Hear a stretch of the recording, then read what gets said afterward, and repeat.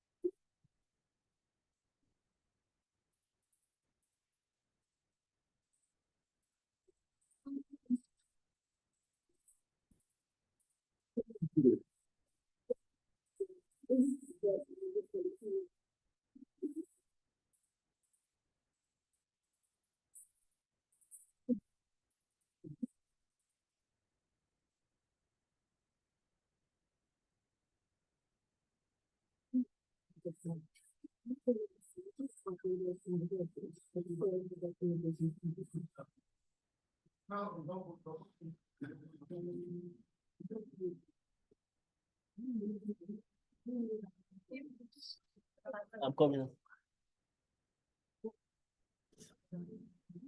Yeah, just join my make it. I have a guest for you. Now if the Williams. I mean, Agba Williams. How much is money? Thank you, boss. This is a thank you for all the sunrises that you've given me all these years. You're going to make me cry. Don't worry, I'll be home soon.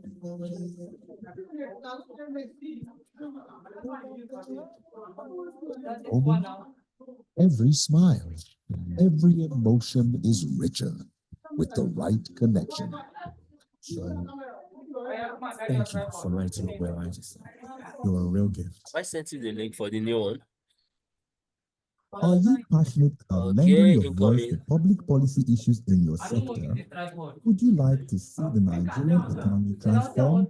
Would you like to be part of Nigeria's journey to sustainable economic transformation Why and did it? inclusion? Why Join they the tell you team say of it's too high for experts you? at the NESG Policy Commissions. As the foremost private sector think tank in Nigeria, the NESG has been at the vanguard of driving key What's reforms the in name? the Nigerian economy. Experts and stakeholders Helen across Paul. our 12 policy commissions lend their voices on key Helen issues of Steve. national interest, with over 40 thematic working groups committed to driving policy change across sectors and thematic areas. Join us No, I today mean at like your state of origin, like name. nesgroup.volunteersmatters.org to continue the conversations at That's you. Wow, this that's summit. beautiful. For more Oh, information, fun. kindly visit It our means you webpage can speak at Hausa.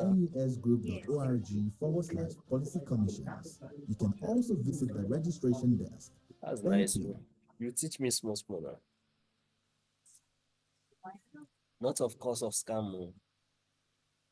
Not of course of scam. Scam of course.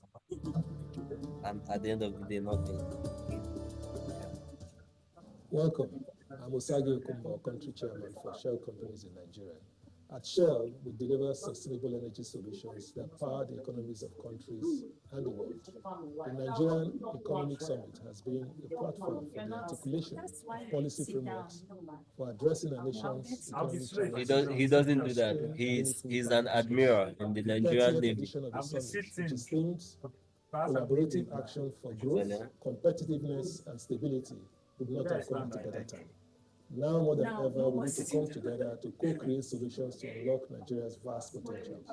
Shell is a proud sponsor of the 30th Nigeria Economic Summit, and I invite you to join us, both in person and virtually, for the summit that holds between the 14th and the 16th of October 2024.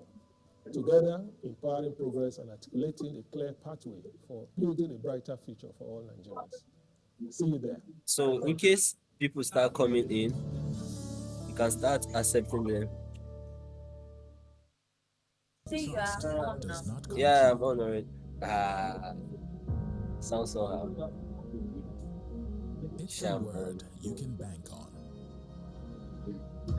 The efficiency you can trade with. Trust is the insight you base your business decision on. Trust should give your dreams wings, taking you above and beyond your borders. You have to trust your gut and trust that your dreams are valid. Trust should be what you demand and what every partner should give. So you could man this one since it's still busy there. I'm coming. Trust is a big Yeah, I'll be word, back shortly. a word that Shortly or guides not. and leads our commitment to your growth. So in case That of anybody your comes- business. no, not Growth anybody, grows not just with anybody. your Let me just trusted partner. post this particular stuff that I just edited. That's the first thing for the listing. Ever feel like Then your when you bills now are playing join, hide and seek? I will now Like make you you the can't keep up with co-host. where your money goes. See your money Invest. speak plain English with the budgeting feature on One Bank.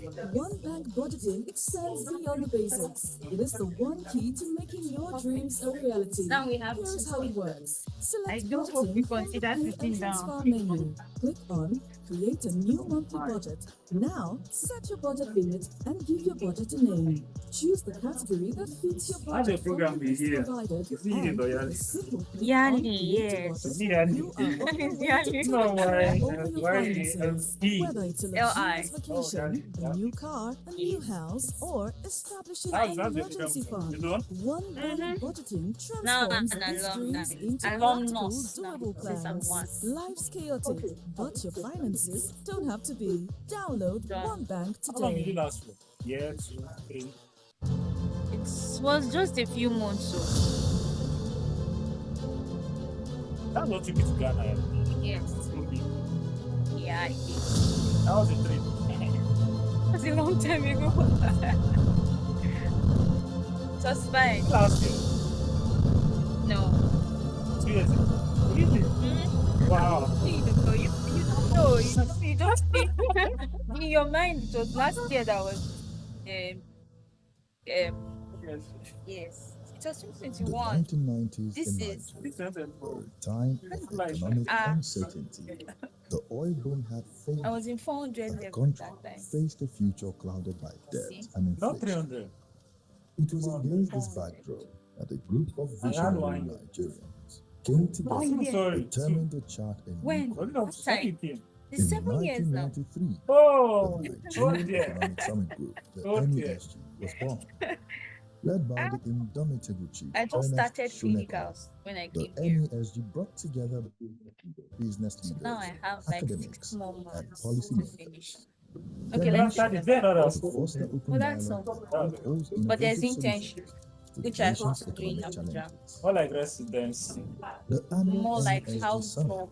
became That a one, landmark residency, event, you're already, a platform you're where a critical senior issues person. were House debated, job is like the ideas smallest exchanged, doctor in and a the city. roadmap for a more prosperous Nigeria was laid out. I've been seeing The the good NESG job. tackled tough topics, Oh, diversifying the okay. economic Okay, I see. I don't want reforming that. the No public sector, residents. and promoting private sector Residencies, investment. they are not The as, impact the residents was are not as big as undeniable. consultants, but they are Many not of the house officers. NESG's recommendations found their way Yes. into government They are, policies. they are in From training to become privatization consultants. initiatives to While house agricultural job is reform, like training you the to become a NESG's resident. influence helped steer So you can do that Nigeria for 1 year and become a towards the resident path for of another year. economic recovery. No, residence is usually up to Today, like 6 the years. NESGC 6 years. legacy lives on, a spirit of open dialogue But you're and being paid collaborative like you're problem Okay, no yeah, solving it's panel most like continues to being. inspire Yes, a new it's just that you're generation of under Nigerians. training. You can't Looking do it back in at the any past 3 private decades, hospital. we It has to see be the a NESG teaching not just as hospital. an economic think tank, but as a catalyst for change, That's a space where innovation dared to dream of a brighter Bah. future. Yeah, I think so. The I've been in 30th school for Nigerian all my Economic life. Summit NES30 Don't you enjoy marks a it? pivotal I moment, see, when was it underscoring that the 400 level? summit's We critical stayed together role when in their final facilitating year. meaningful Yeah. discussions that Yeah, shape the They are done, trajectory they've gone of for Nigeria's service, they are economic back. I've forgotten what school This is about. milestone event But we are still reaffirms here doing Nigeria's I strategic present. importance in both regional and global economic Right, in the profession arenas, course. highlighting its potential and global competitiveness. Be a part of NES I 30 heard they were with planning the to theme slash Collaborative Action for Growth, Slash one. Competitiveness, and Stability. Medical school. Can they be able to do that? I don't think, we don't have breaks.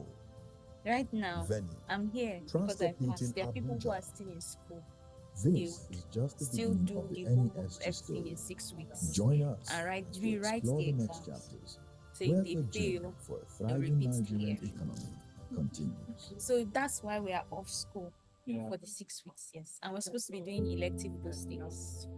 But any hospital you choose, and it's not being recorded. So not that I won't do it though. I've submitted my letter. And I told them I will come back on Monday. Yes. Okay. No. Where? Back in Jos, yes. Abuja is not. I don't really understand the place. I mean, I came there, so I didn't understand. I don't even understand anywhere it is now. My house and my office, Yeah. where my church is. My church is my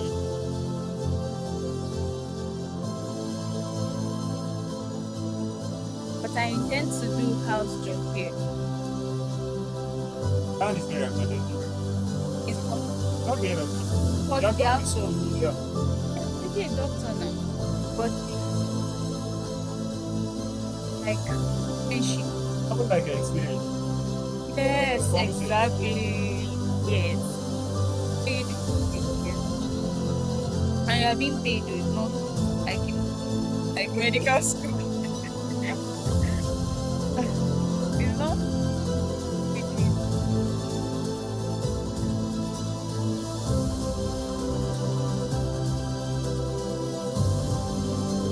Take extra. There's no. Extra. I wanted to just enroll in, continue learning. What would you do? Learn what else after all these years of torture? No, there's nothing else in there. Oh, well, SP plus. New inventions. Welcome to APM Terminals Nigeria, where modern logistics meet a legacy of lifting global trade in the heart of Nigeria's maritime industry. With world-class facilities in Apapa, Kano, and Onne, will lift about half of Nigeria's containerized trade and provide direct and indirect employment to more than 10,000 Nigerian families. But we are willing to do more and further develop infrastructure, people, and technology, truly lifting standards in the port industry. At the Bank of Industry, we provide long-term financial support at very low interest rates to small, medium, and large enterprises in Nigeria's real sectors. Bank of Industry, transforming Nigeria's industrial sector. What will banking look like in the future? For over a century, we've been growing to meet the needs of an ever-changing world, delivering unique solutions to help our customers reach increasingly bigger dreams. Innovating to create an exciting new world of convenience and freedom, where what you can achieve is only limited by your imagination. Opening up new, more inclusive channels for commerce.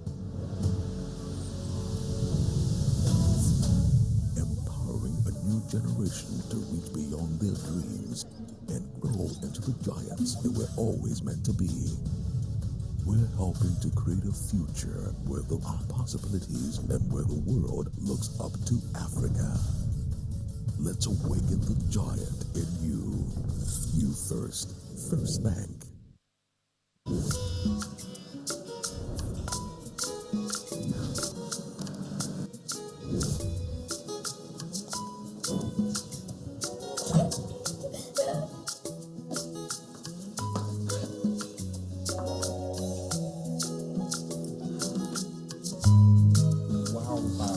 Wow.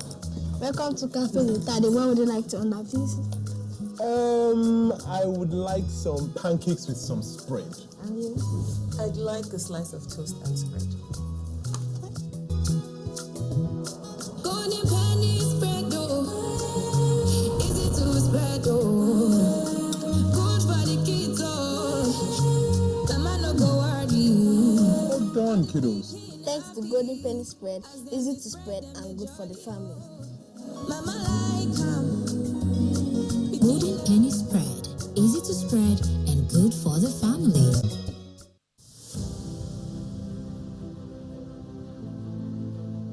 We are IHS Towers, one of the world's largest operators and developers of shared telecommunications infrastructure.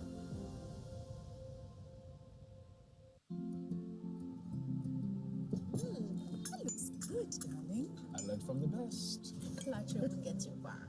That's fine. But it got you to marry me, didn't it?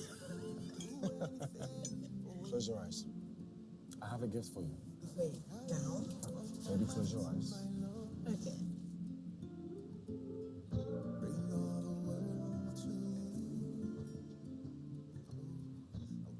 This is a thank you for all the sunrises that you've given me all these years. Babe, now you're going to make me cry. Don't worry, babe. I'll be home soon.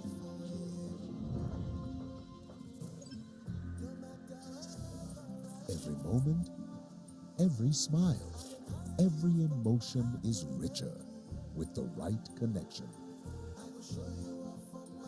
Thank you for lighting up my life. You're a real gift.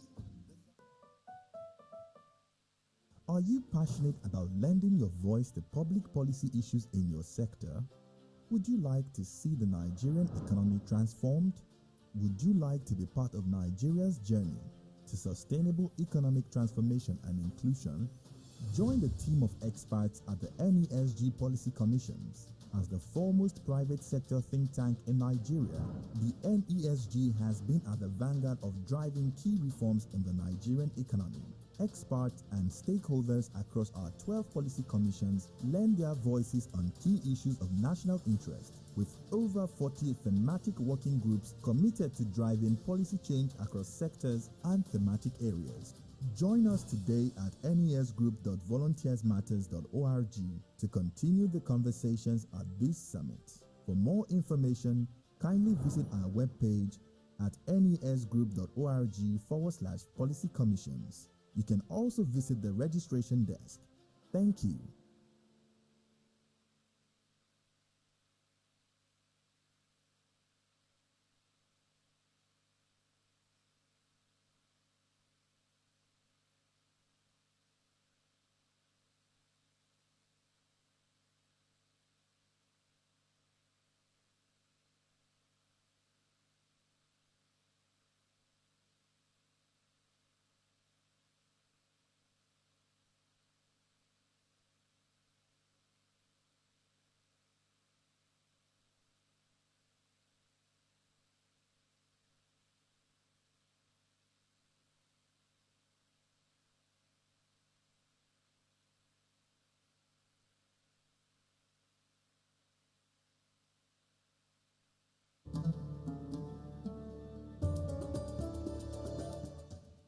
Welcome. I'm Osagi Okumba, Country Chairman for Shell Companies in Nigeria. At Shell, we deliver sustainable energy solutions that power the economies of countries and the world. The Nigerian Economic Summit has been a platform for the articulation of policy frameworks for addressing our nation's economic challenges and for fostering meaningful partnerships. The 30th edition of the summit, which is themed Collaborative action for growth, competitiveness, and stability would not have come at a better time. Now more than ever, we need to come together to co-create solutions to unlock Nigeria's vast potentials. Shell is a proud sponsor of the 30th Nigeria Economic Summit, and I invite you to join us, both in person and virtually, for the summit that holds between the 14th and the 16th of October 2024. Together, empowering progress and articulating a clear pathway for building a brighter future for all Nigerians. See you there, and thank you.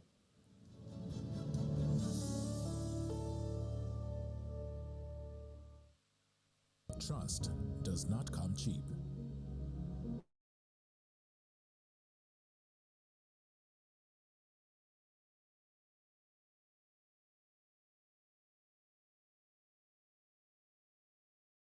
Trust is the insight you base your business decision on. Trust should give your dreams wings, taking you above and beyond your borders. You have to trust your gut and trust that your dreams are valid. Trust should be what you demand and what every partner should give. In our world of corporate and investment banking, trust is a big word. A word that guides and leads our commitment to your growth and that of your business. Go for growth with your trusted partner.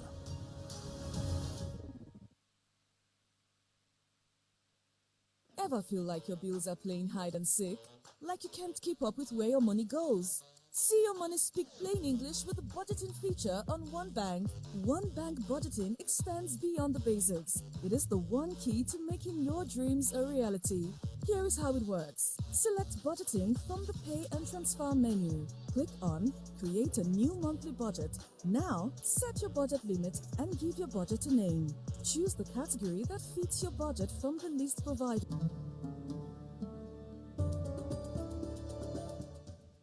Welcome. I'm Osagi Okumba, Country Chairman for Shell Companies in Nigeria. At Shell, we deliver sustainable energy solutions that power the economies of countries and the world. The Nigerian Economic Summit has been a platform for the articulation of policy frameworks for addressing our nation's economic challenges and for fostering meaningful partnerships. The 30th edition of the summit, which is themed Collaborative Action for Growth, Competitiveness, and Stability, would not have come at a better time. Now more than ever, we need to come together to co-create solutions to unlock Nigeria's vast potentials. Shell is a proud sponsor of the 30th Nigeria Economic Summit, and I invite you to join us, both in person and virtually, for the summit that holds between the 14th and the 16th of October 2024. Together, empowering progress and articulating a clear pathway for building a brighter future for all Nigerians. See you there, and thank you.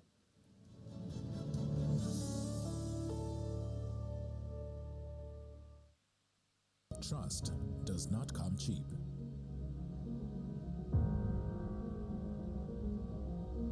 It's a word you can bank on.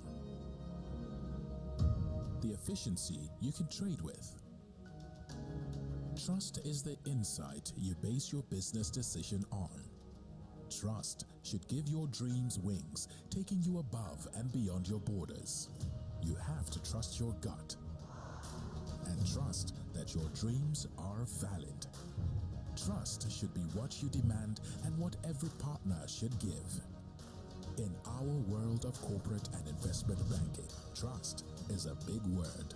A word that guides and leads our commitment to your growth and that of your business. Go for growth with your trusted partner.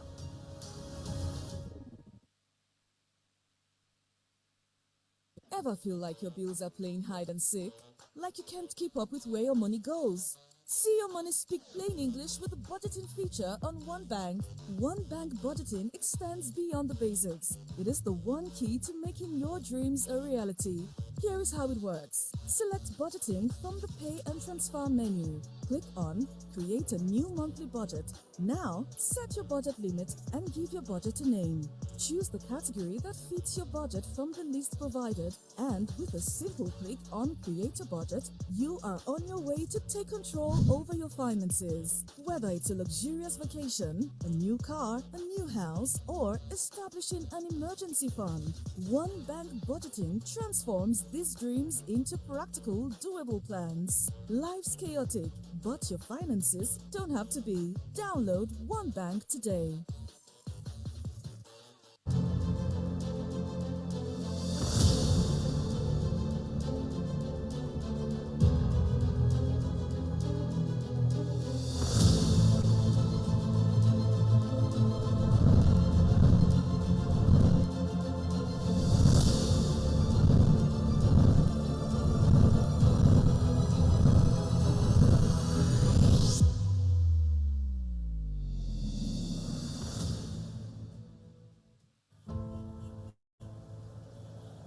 The 1990s in Nigeria were a time of economic uncertainty. The oil boom had faded, and the country faced a future clouded by debt and inflation. It was against this backdrop that a group of visionary Nigerians came together, determined to chart a new course. In 1993, the Nigerian Economic Summit Group, the NESG, was born. Led by the indomitable chief Ernest Shonekan, the NESG brought together business leaders, academics, and policymakers. Their mission: to foster open dialogue and propose innovative solutions to the nation's economic challenges. The annual NESG Summit became a landmark event, a platform where critical issues were debated, ideas exchanged, and a roadmap for a more prosperous Nigeria was laid out. The NESG tackled tough topics, diversifying the economy beyond oil, reforming the public sector, and promoting private sector investment. The impact was undeniable. Many of the NESG's recommendations found their way into government policies. From privatization initiatives to agricultural reforms, the NESG's influence helped steer Nigeria towards a path of economic recovery. Today, the NESG's legacy lives on. The spirit of open dialogue and collaborative problem solving continues to inspire a new generation of Nigerians. Looking back at the past 3 decades, we see the NESG not just as an economic think tank, but as a catalyst for change. A space where a nation dared to dream of a brighter future. The 30th Nigerian Economic Summit NES 30 marks a pivotal moment, underscoring the summit's critical role in facilitating meaningful discussions that shape the trajectory of Nigeria's economic development. This milestone event reaffirms Nigeria's strategic importance in both regional and global economic arenas, highlighting its potential and global competitiveness. Be a part of NES 30 with the theme Collaborative Action for Growth, Competitiveness, and Stability. Date: October 14th to 16th, 2024. Venue: Transcorp Hilton, Abuja. This is just the beginning of the NESG story. Join us as we explore the next chapters, where the journey for a thriving Nigerian economy continues.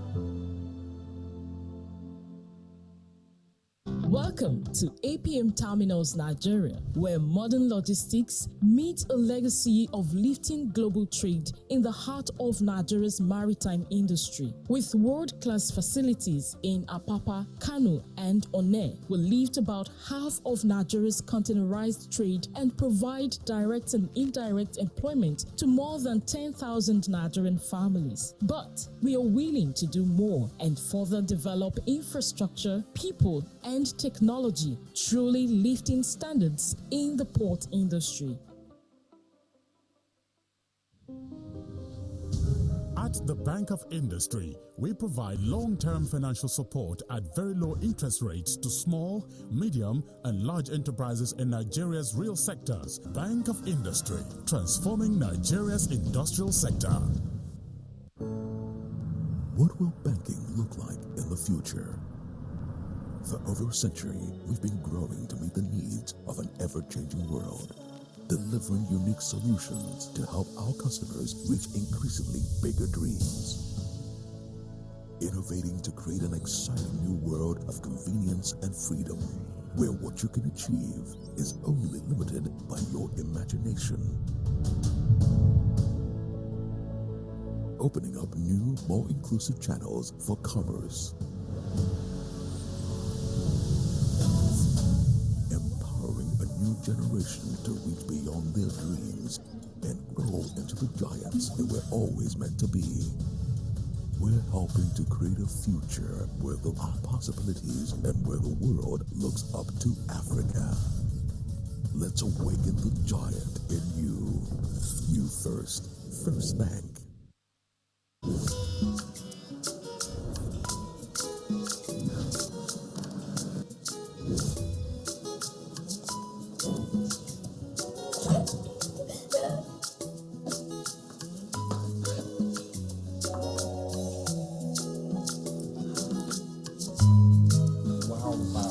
Wow.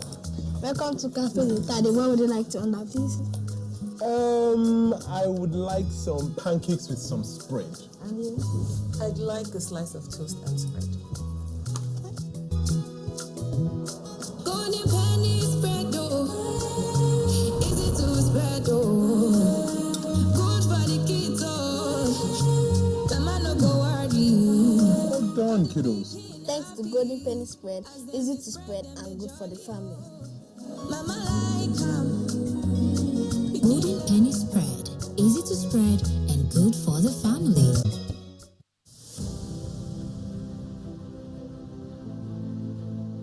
We are IHS Towers, one of the world's largest operators and developers of shared telecommunications infrastructure.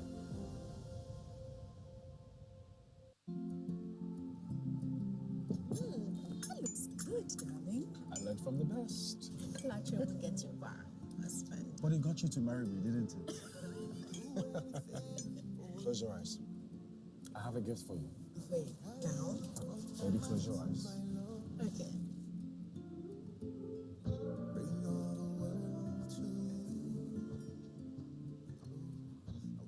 This is a thank you for all the sunrises that you've given me all these years. Hey, now you're going to make me cry. Don't worry, baby. I'll be home soon.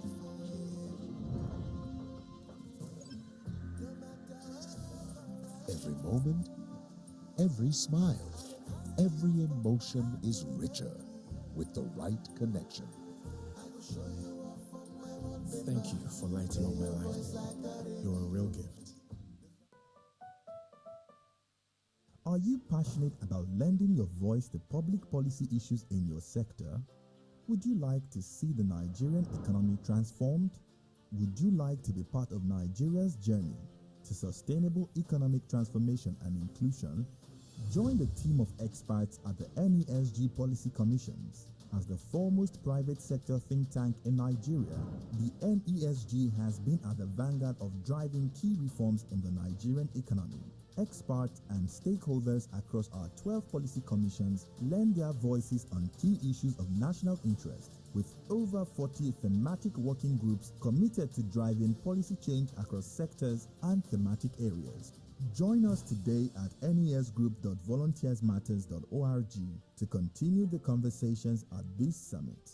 For more information, kindly visit our webpage at nesgroup.org/policy commissions. You can also visit the registration desk. Thank you.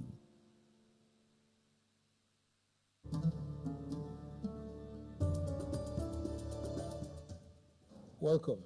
I'm Osagi Okumba, country chairman for Shell companies in Nigeria. At Shell, we deliver sustainable energy solutions that power the economies of countries and the world.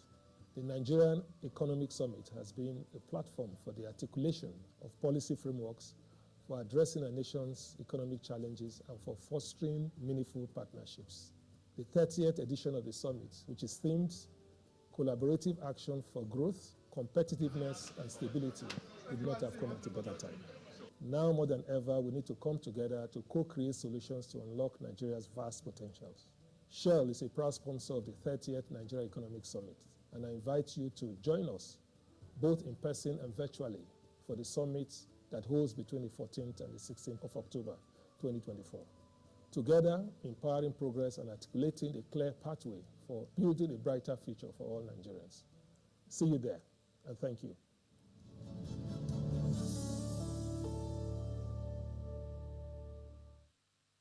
Trust does not come cheap.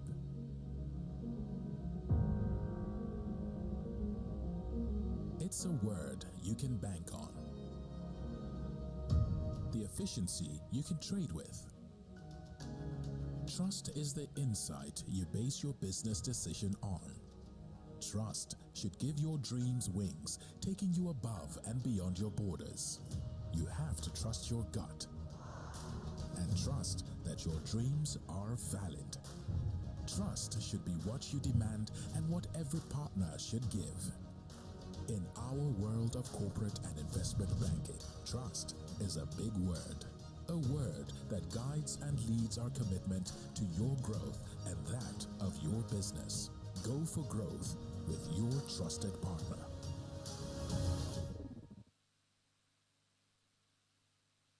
Ever feel like your bills are playing hide and seek? Like you can't keep up with where your money goes? See your money speak plain English with the budgeting feature on One Bank. One Bank budgeting extends beyond the basics. It is the one key to making your dreams a reality. Here is how it works. Select budgeting from the Pay and Transfer menu. Click on Create a new monthly budget. Now, set your budget limit and give your budget a name.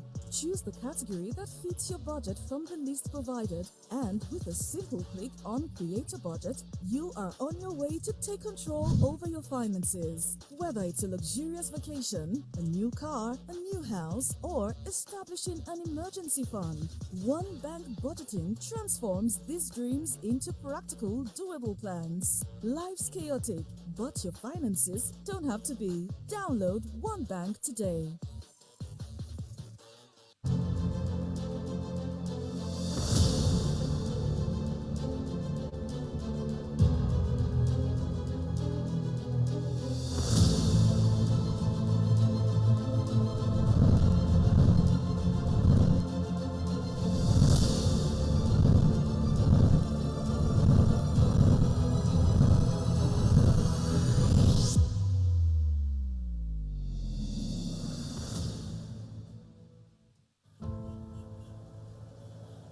The 1990s in Nigeria were a time of economic uncertainty. The oil boom had faded, and the country faced a future clouded by debt and inflation. It was against this backdrop that a group of visionary Nigerians came together, determined to chart a new course.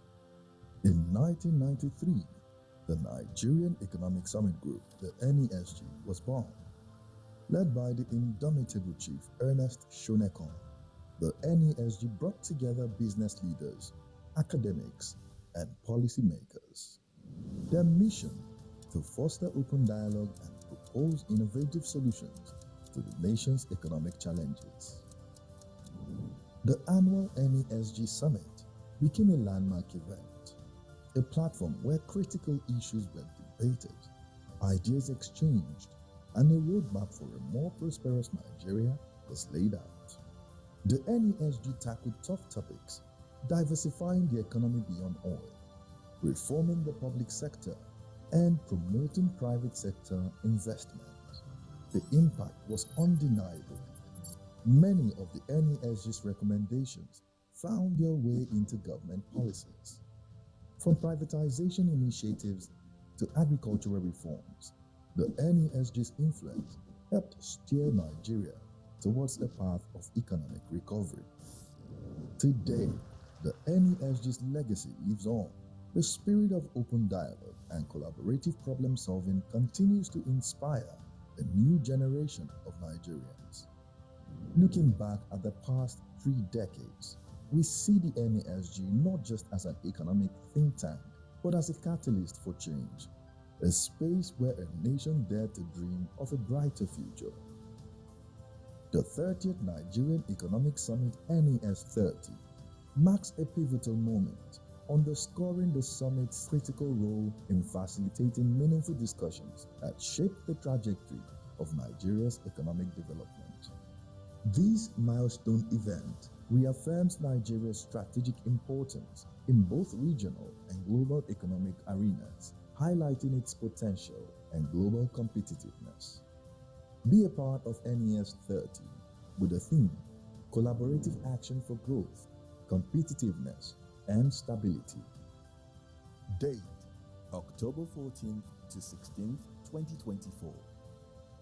Venue Transcorp Hilton, Abuja. This is just the beginning of the NESG story. Join us as we explore the next chapters, where the journey for a thriving Nigerian economy continues.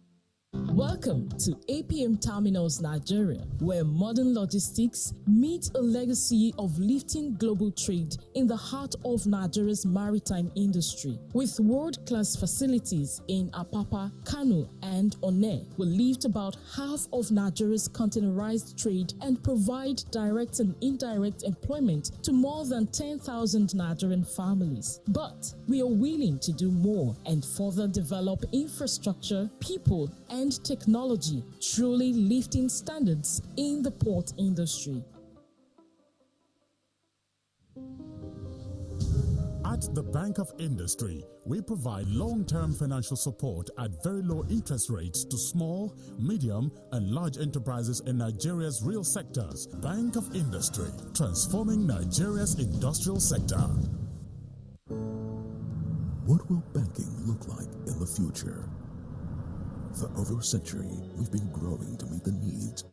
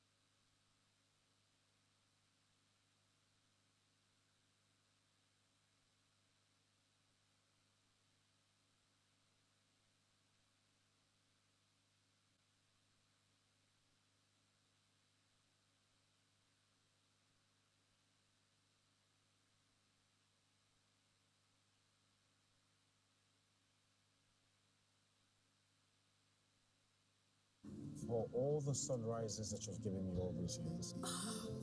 Babe, now you're going to make me cry. Don't worry, baby. I'll be home soon.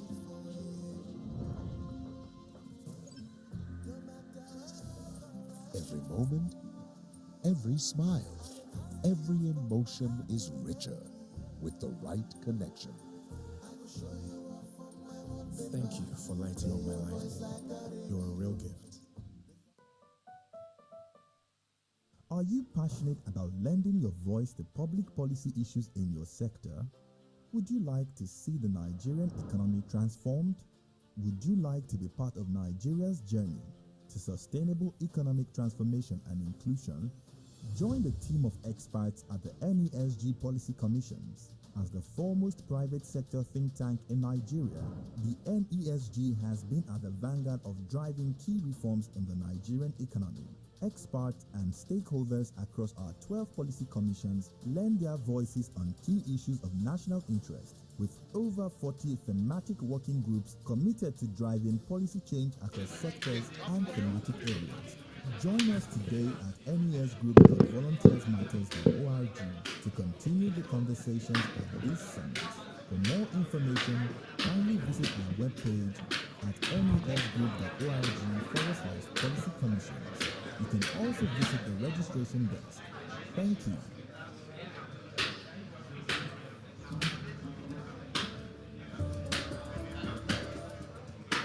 Welcome. I'm Osagi Okumba, Country Chairman of Shell Company.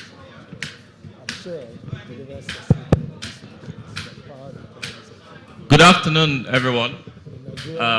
We sincerely apologize for starting this session really late. We had some technical issues that we needed to sort out, and we're waiting for some of our vendors.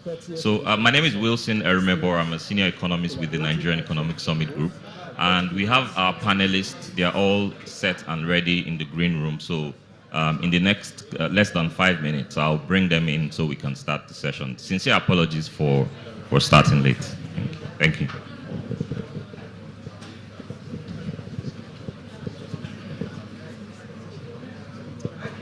Now more than ever, we need to come together to co-create solutions to unlock Nigeria's vast potentials. Shell is a proud sponsor of the 30th Nigeria Economic Summit, and I invite you to join us, both in person and virtually, for the summit that holds between the 14th and the 16th of October 2024. Together, empowering progress and articulating a clear pathway for building a brighter future for all Nigerians. See you there, and thank you.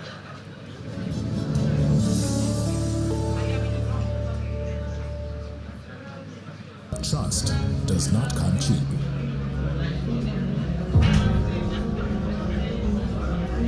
It's a word you can bank on. The efficiency you can trade with. Trust is the insight you base your business decision on. Trust should give your dreams wings, taking you above and beyond your borders. You have to trust your gut and trust that your dreams are valid. Trust should be what you demand and what every partner should give. In our world of corporate and investment banking, trust is a big word. A word that guides and leads our commitment to your growth and that of your business. Go for growth with your trusted partner.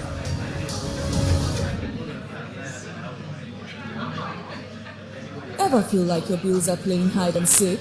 Like you can't keep up with where your money goes? See your money speak plain English with the budgeting feature on One Bank.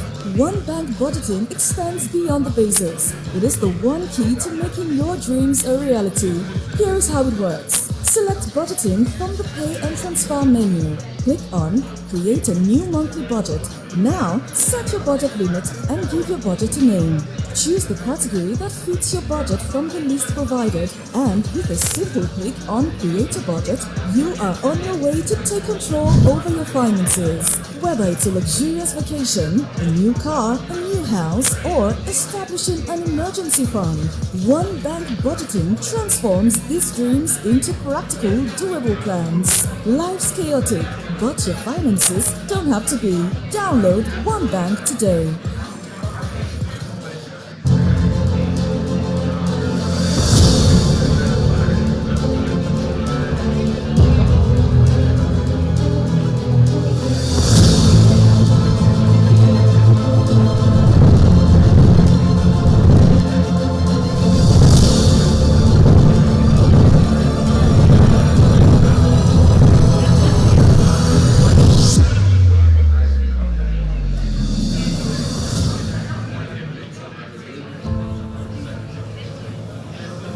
1990s in Nigeria were a time of economic uncertainty.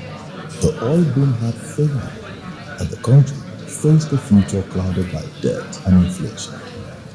It was against this backdrop that a group of visionary Nigerians came together, determined to chart a new course. In 1993, the Nigerian Economic Summit Group, the NESG, was born. Led by the indomitable Chief Ernest Shonekon, the NESG brought together business leaders, academics, and policymakers. Their mission to foster open dialogue and propose innovative solutions to the nation's economic challenges.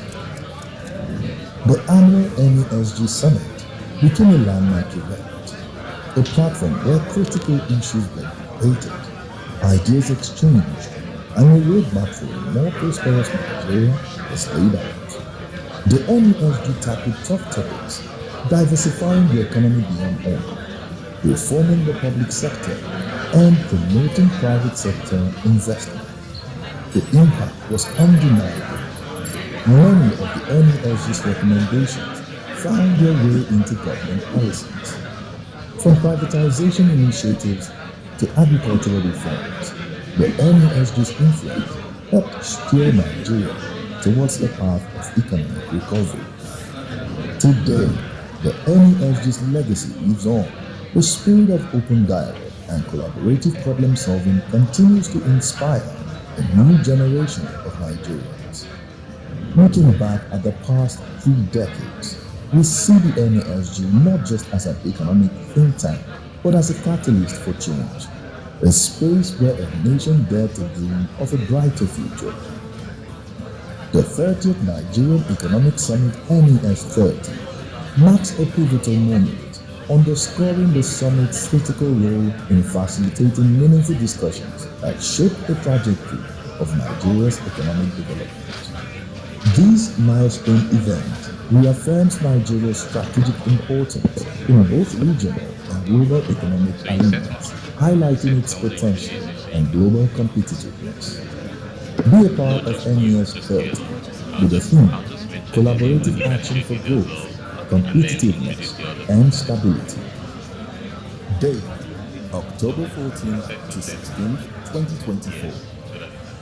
Venue Transcorp Hilton Abuja. This is just the beginning of the NESG story. Join us as we explore the next chapters, where the journey for a thriving Nigerian economy continues. Hello everyone, so we want to start the session.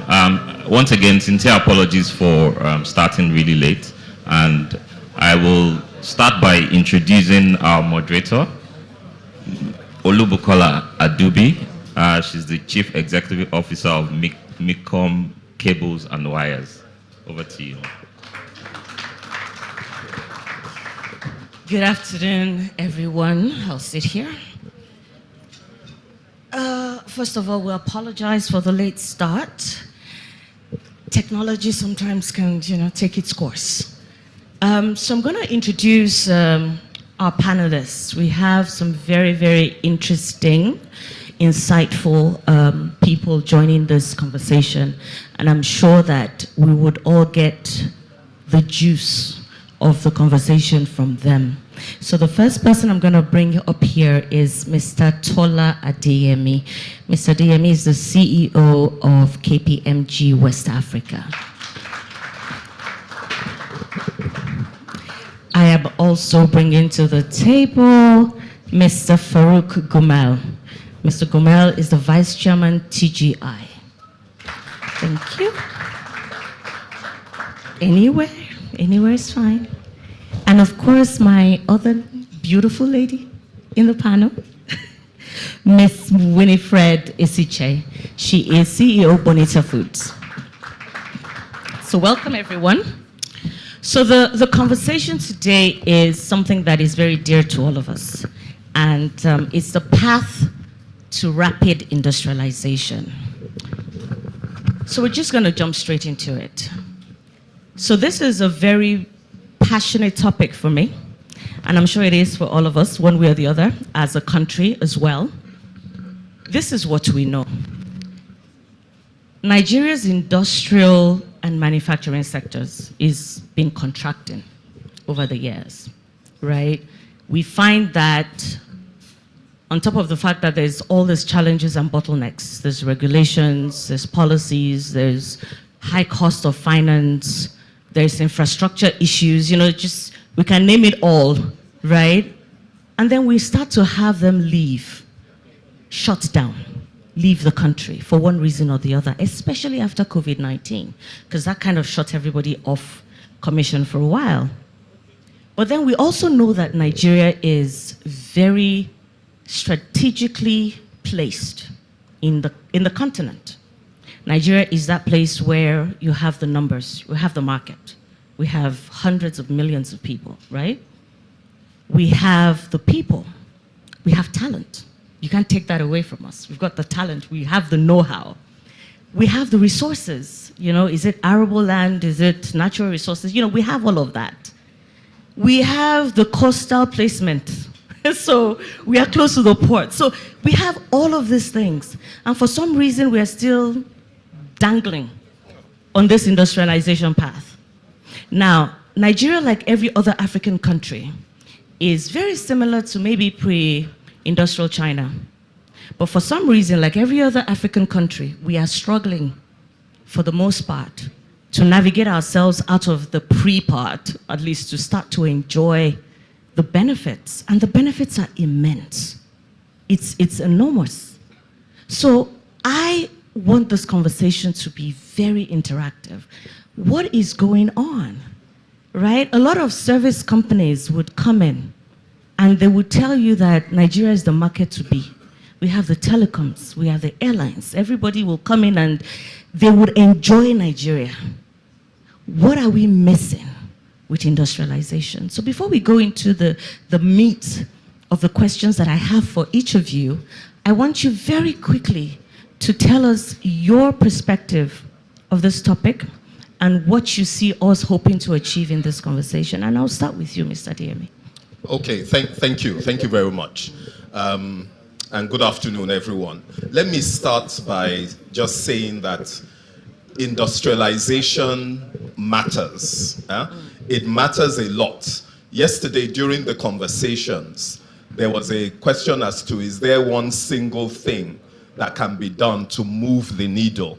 And there's consensus that there isn't a single thing. But I think industrialization comes pretty close to being that silver bullet that will transform the economy. And why do I say that? Because if you achieve industrialization, it helps with job creation, it helps with poverty reduction, Absolutely. It helps with economic diversification, Absolutely. all the things that we're talking about for sustainable economic development. We can achieve it on the back of industrialization. But I'll say one thing, industrialization doesn't just happen by chance. It's a choice. It's a result of deliberate and consistent action over time, driven by courage and conviction. That's what enables industrialization to happen. It's a determination by countries that we will produce a lot of what we consume ourselves, and we will also produce for export based on our competitive advantage. So, interesting. Yeah. I have questions already, but I'll let it be for now. Ma'am, what do you say? Thank you, Bukola. Yesterday we spoke, and I'd still reiterate what we said yesterday. For a business like ours, Bonita Foods, we started 6 years ago as a small business, started from my kitchen, and we've seen firsthand the abundant resources that Nigeria has, the opportunities to industrialize, the opportunities to employ people with manufacturing and through industrialization. We've also seen firsthand the challenges, and we've compared ourselves to businesses in other climes. Why are we not doing as well as they've done? And we look at the frameworks in place, we look at the infrastructure that we're battling with, we look at the access to finance. For example, businesses in other climes, we've cited Vietnam, we cited Bangladesh. They have frameworks for capital, for financing to catalyze businesses like ours. I'll speak later about how a business like ours faces financing issues around working capital, and yet we continue to produce and optimize our factory, and cash doesn't come back in quickly. How do we keep that growth going in the absence of accessible capital? So, to the earlier speaker's points, industrialization is intentional. There are frameworks around access to capital that must be unlocked. There's infrastructure that has to be developed so that industrialization can piggyback on that. There's human capital as well that will build, that will develop as those industries crop up. People learn by doing. The more industries there are, the more businesses there are, the more that human capital will be built. And of course, there are other things like technology and policy, regulatory policies, and government-led efforts to drive businesses like ours into growth. Absolutely. I love the fact that you're already reeling out some of the solutions that we need to be looking at. But then I have a question as well, because would we say these things don't exist? Don't answer that just yet. It's just for you to think about where Mr. Gomel, what would be your initial perspective on this topic? I think we don't give ourselves a lot of credit. It could be that. As a country, we are industrialized. If you go to every village, there's somebody who is a flour miller. There's somebody who grinds your tomatoes, onions, and pepper so that people go and queue up in front of that machine to get it done. There's somebody who does welder. There's somebody who creates bricks. He's small, but he's an industry in that community. The bakeries that we have, there isn't a single village you go to, at least local government in Nigeria, where there isn't a bread, a bakery. Somebody who bakes bread. That is a local industry. You don't transport bread from Lagos to Ado Ekiti. There's a guy that does his bread there. So we have a lot of these small-scale industries there that we ignore because all we want to see is Jabal Ali free zone. We want to see this mega factory with robots and AI and all those things that wow us as we sit in these very uncomfortable chairs.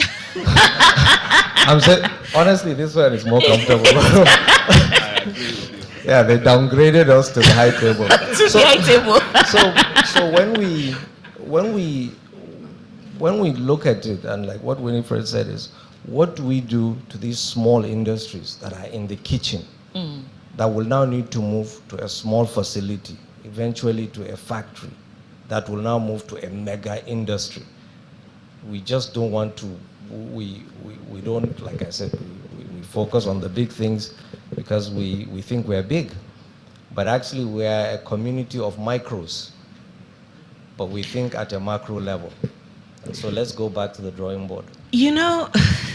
I would really like to start with you then, because I like what you said, and that might just be the problem, the fact that we underestimate who we are as a people, and we try to think like the West. We like to want to compare ourselves to the US of A's, to the Canadas, to the Mexicos, to the UKs and the Europes, But this is who we are. So is the question to start from, who are we? How do we scale up? Because like you said, really, truly, there is a bakery everywhere, in every small street somewhere, and they're doing well. They're making money in their own little way. So how do we begin to look at scaling those small companies or small mini industries in such a way that they start to be in that place where they look like a coordinated track? I don't know if you understand what I'm saying. How do we start that framework? Is there something like that in existence already? Is there something we need to be doing? Is there some implementation that needs to happen at some level? Is it private sector led? Is it government led? Who is responsible for this? I don't think they're doing well. I think they're surviving. Well, in their own eyes. Yeah, because in a hyperinflationary environment, it's very difficult for you to do well. Doing well is staying afloat. So when somebody's replacement cost is higher than his input cost, There's a problem. there's a problem. Big problem. So the question is, how do we engage them to ensure that they don't sink? Because Okay. if they were doing well, that baker in that street will expand to the next town. He would have 3 or 4 or 5 or 10 branches. We don't have a national bread brand today. If you go to many countries that you mentioned in the West, you'll see like a Warburton's in the UK. It's national, everybody knows it, but we don't have it. So you will see Farouk bread today, and then you see Farouk tomorrow, but it's a different K or Q or, you know. So, yeah. So we don't have Or it tastes that- different yeah, as well. Yeah, but again, that different taste is a factor of change in formulation. Yeah, because you have to make do with what is available sometimes. It's price inelastic. If he increases the price, he loses market. So what's the solution? Microfinancing. I'm a big player. I can't talk about it, but maybe Winifred. So, okay, when you say microfinancing, no, as a big player, I'm gonna put you on the spot as well, because technically you are the big brother to the Bonita Foods, right? What could you possibly do if you're not doing it now? It's under maybe for whatever reason you have your reasons or whatnot. What would make you want to carry a Bonita Food on your back and raise them up to be close enough to you to even possibly be your competitor? Tax credits, grants, incentives. Tell me or give me, because anytime you help someone, and because Nigeria, you have to build your value chain, right? True. So I don't have a reliable supplier and I don't have a reliable off-taker. So sometimes I have to put a distribution company and an origination company in the back end to ensure that the center, which is the manufacturing, works. Isn't suffering, yeah. So if you want me to rely on someone, there has to be some sort of incentive for me to Something take a in it risk. for you. Because working with a medium or small scale industry is a cost to me. Yeah. Training someone means I have to hire staff to send to her, to give her the technical support, to give her the route to market insights on all these other things that are needed. But if I don't get a tax incentive and I don't get a grant and I don't get anything but a pat on the back and maybe it doesn't hit the bottom line. And that bottom line is what helps us to live. My sector is not a high margin sector. It's a low margin sector. Low margin, high volume. I have to push that product out. I have to collect cash. I have to quickly go back and buy my raw material. So you can't be charity. I can't. And today we're being supported, but mostly by foreign entities. The US government gives us grants, the Europeans, the Germans, etc. They are the ones that provide you with grants to incentivize you to go and build a value chain elsewhere. And so we also need to create that support mechanism. Everybody wants to help, but you can only help if you can. Right. And if it's worth your while. No. Charity is not worth my while. Charity is a feel-good factor. Yes. So So what- you need to make it worth your while, right? No. If I can't help, Right. I can't. But if you can in this situation, but then I also hear you saying you will if you get tax incentives. To support somebody else. It's a value chain play. Okay. So for Okay. example, we go and Fair build enough. our farmers, we go and build our transporters, but they are linked to my value chain. Right. So I'm guaranteeing my input. Right. I shouldn't be in the farm. I shouldn't be doing that. If we have a commodity exchange, we have an aggregation framework, I have no reason to go there. I will just go onto a computer, click, Absolutely. and I've bought it. Absolutely. Okay. I'm not answering anything again. Yeah. You're not solving my concern right now. So let me go to Winifred, right? You are a small business, relatively, compared to teacher, obviously, you know. In the concept of this trying to scale up, what are the challenges that you see? And you know, it's easy to reel out challenges. We can all, I'm sure we all have this is a problem. What I want to get out of this is what could be the solution? And then who would be responsible for implementing that solution? Because, you know, it's easy to see the problem.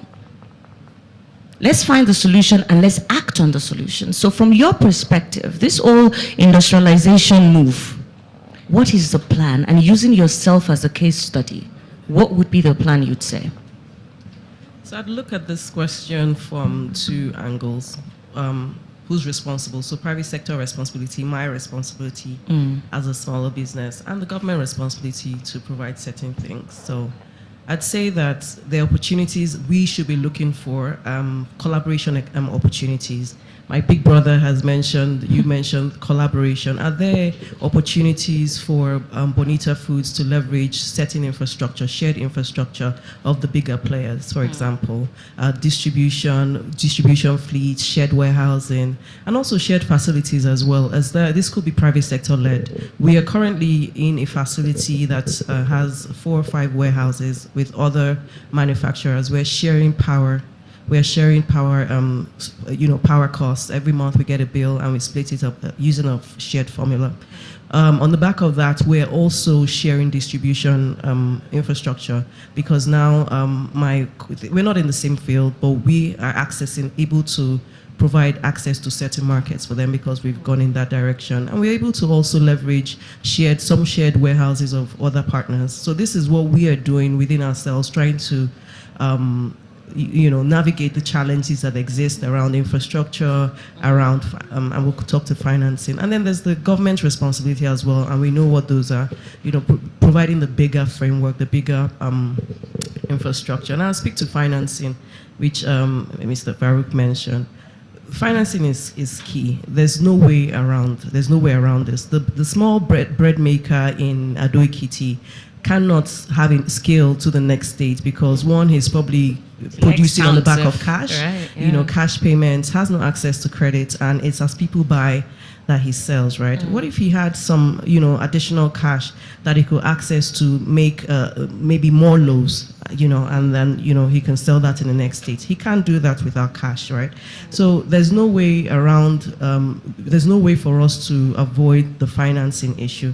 It's important to growth. It's critical to growth. For Bonita on our end, in the past year or two, we've had to look for creative ways to solve our immediate financing problems. And that part of it is invoice discounting, finding partners that we could say, here's a legitimate invoice from a known retailer. Would you finance this at 2%, 3%? This is a private arrangement that we had to come up with. It doesn't exist largely, and it's not readily accessible. Well, we had to think through the solution and look for players within our network that were able and willing to try that with us.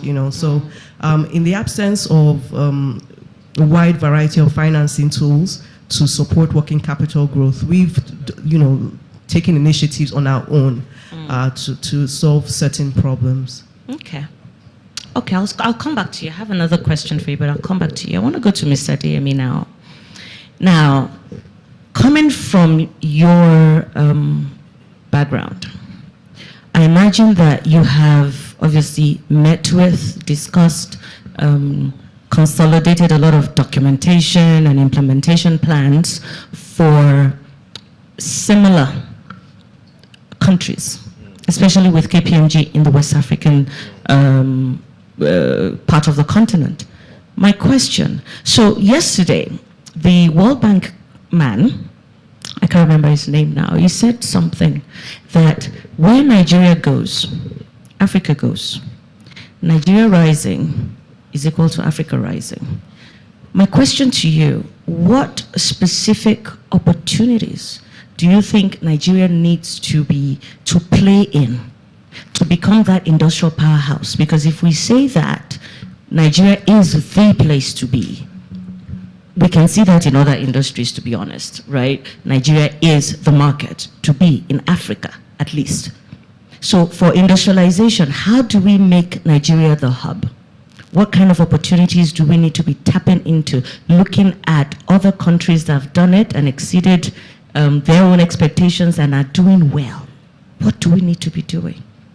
Okay, thank you. And I just want to make a comment first before I answer that. Sure. To make the comment on what Farouk had said, so small businesses, small and medium scale businesses, they're important, no doubt about that. And we can have a whole conversation about Around that. that. But I think that when we're talking about industrialization and what the needs are for our country, we do need to also have businesses that are of scale, and businesses that have gone beyond the basic products into the more sophisticated types of products that will actually help to create wealth. Now, the models for this, we don't have to reinvent the wheel.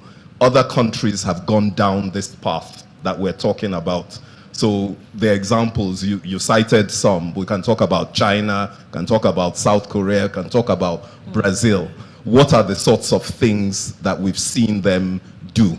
So to my mind, there are about 4 or 5 things. One, we've seen them make strategic investments in priority sectors, determining as a country what are the priority sectors where we have a competitive advantage that we can invest in strategically. We've seen them really get serious about infrastructure in terms of the investments that need to be made in infrastructure. And I'll talk about that in a bit more detail. We've seen them look at competitiveness, because whether we like it or not, as a country, we operate within a global world. Our industry in Nigeria has got to be competitive. It's got to be competitive globally. And, we've seen them focus on that. We've seen policies that are consistent and that are aligned within the country. Again, I'll talk about that. And we've seen a lot of collaboration between the public and the private sector. So let me just break some of this down in a bit more detail. So it starts with, what are the priority sectors? For us in Nigeria, when we think about it, clearly agro and agro-processing, food-related, that's one sector. You have industries around our oil, the petrochemicals industry, refineries, etc. That's another area. Then you also have solid minerals, which is another area. What have we been doing as a nation in all these areas? So we've been running, as I would call it, at the base of the value-added chain. We've been dealing with raw materials and exporting raw materials. But there's no country that has become rich on the back of exporting raw materials. You've got to move up higher in that value chain. So as we look at these industries, the question is, how can we add value to our basic raw materials that we have? And that's what we need to be thinking about. I mean, your business is directly about that. You're adding value to food, raw food, and packaging it to produce snacks and other things like that. How can we move up the value chain? That's the focus and the conversation and the kinds of investments we've seen countries make. I talk about infrastructure. There's hard infrastructure, there's soft infrastructure. Hard infrastructure, for us in Nigeria, it's clear. It's power is a big one. Transportation is a big one. We've got to invest in those, because those are the things that are driving up costs and making us less competitive. Then I like what, the example you gave, it sounds something like an industrial cluster already. And that's the sort of things we've seen in other countries. So as they invest in infrastructure, they create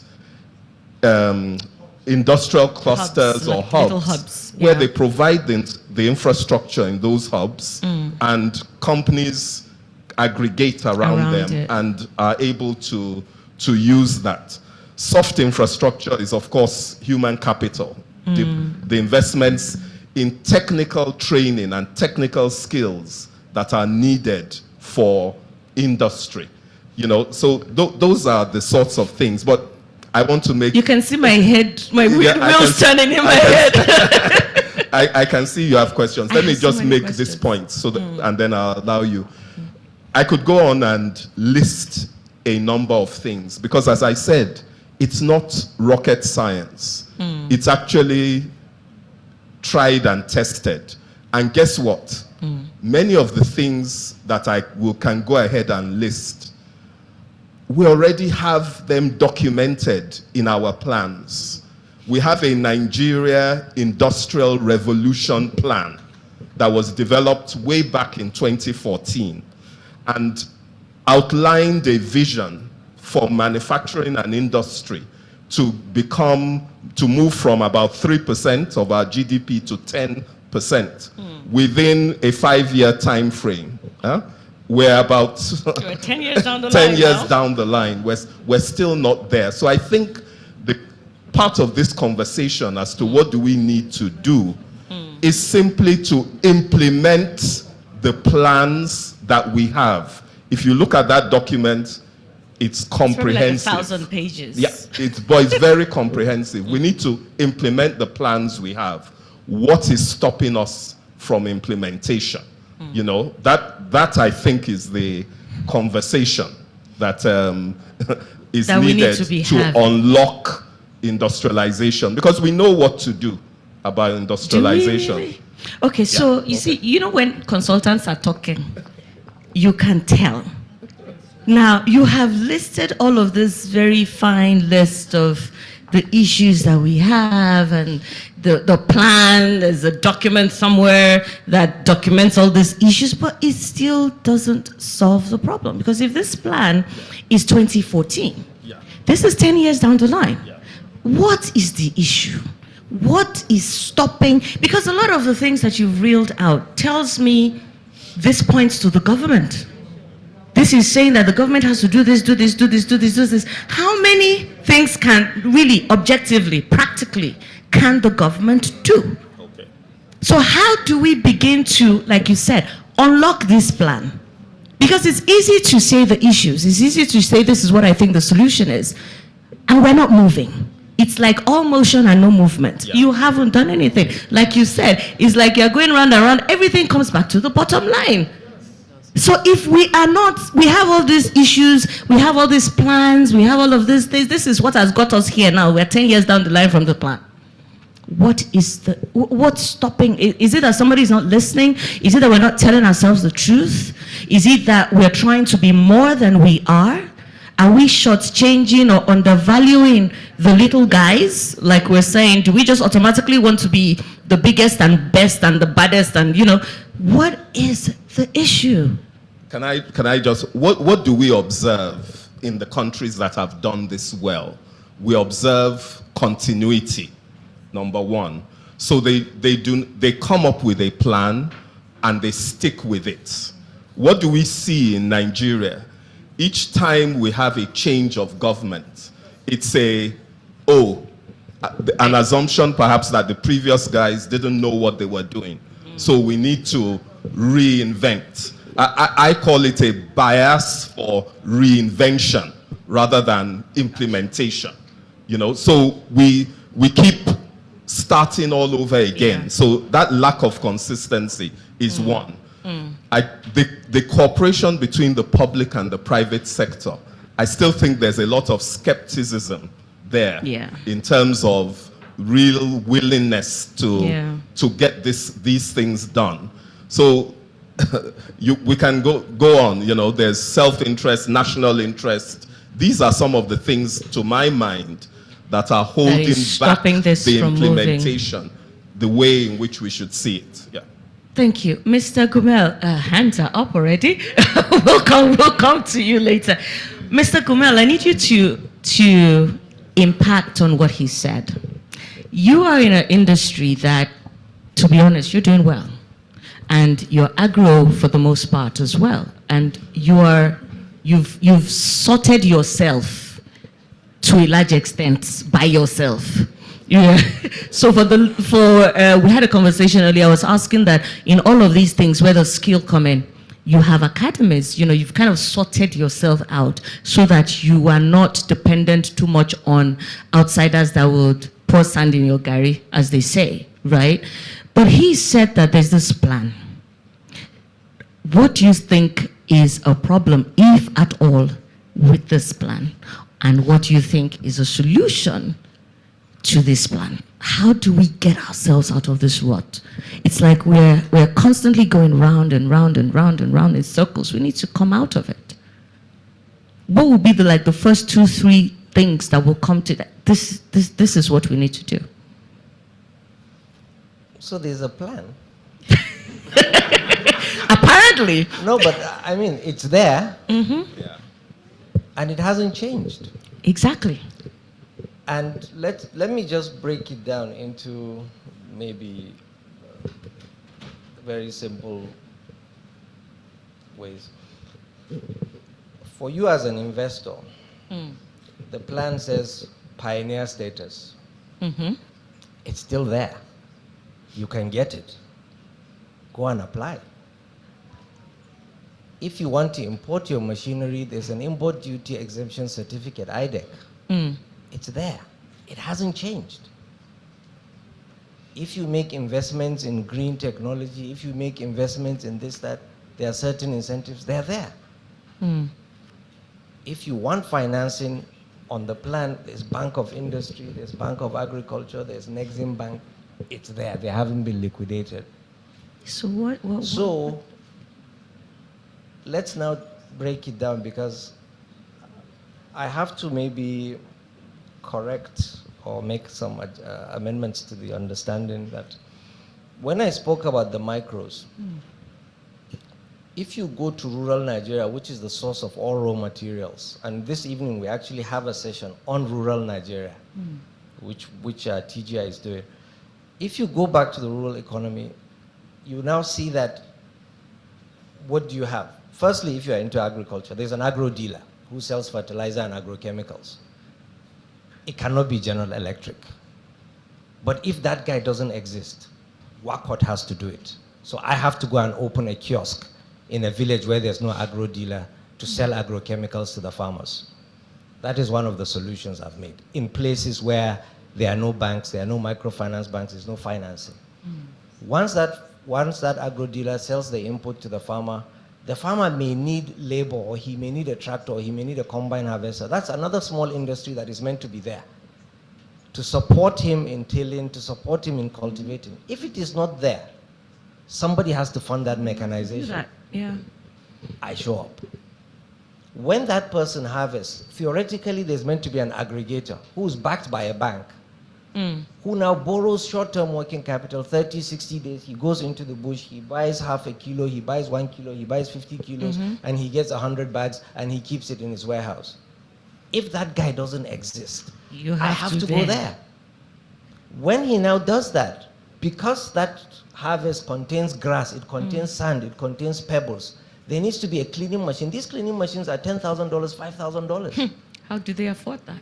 If he doesn't have that $5,000, I have to buy a cleaning machine to clean it, because I cannot carry pebbles to my factory. So he seems to be doing everything. No, I'm just giving you examples of places where they don't exist. If you go to Kebbi, where they do rice and there's prosperity, those SME places have been blocked. Yeah. So when you say $5,000 is expensive, when, we own a bank, when we went to do rural inclusion drives in some villages, some guy came and deposited 15 million naira from his bedroom. He brought 15 million cash. Wow. And he said, I've been carrying this burden for a long time, but this is a secret between you and I, because every day I go out, my wife may enter this room. She will So he's happy to let go of the cash. So this entire value chain is there. Sorry, this is very uncomfortable. This entire value chain. Please, can we get someone to change the chair if we must? So what is missing is we tend to ignore what happens before you get rice on your plate. Yeah. The behind the scene. There are certain states where that prosperity has not reached those rural areas. So somebody has to do. There are some states where we are being, the competitors, that agro dealer in a particular town is stronger than us. Yeah. Because he can buy from TGI, he can buy from, what's the name of, he can buy from Saro Agro, he can, so Jubaili, he can go and buy from everywhere. And because he gets volumetric discounts, he can actually outcompete me. Absolutely. But so who's responsible for putting these value chains in place? So that's where, so even the skill issue you talk about. Yeah. You're trying to get me to say government.